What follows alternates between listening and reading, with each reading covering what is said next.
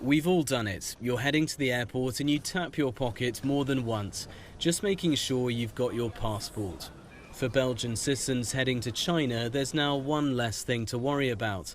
They can visit the country for up to 15 days without needing a visa. Passengers flying out of Brussels on a grey, overcast day told us that organising a holiday should be as easy as possible.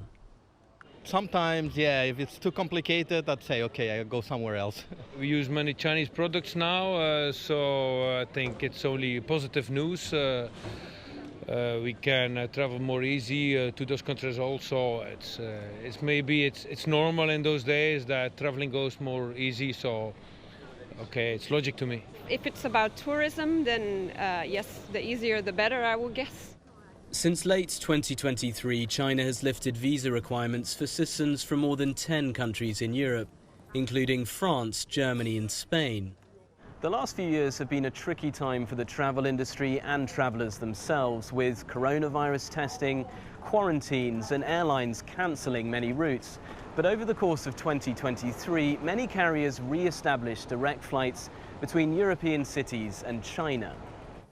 And now that China has lifted visa requirements for citizens from more EU states, there are calls for the move to be reciprocated.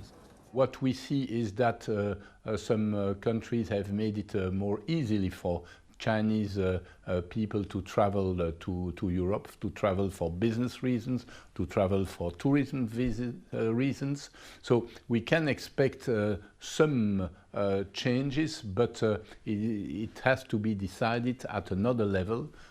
So it takes usually a little bit more time for changes to come up.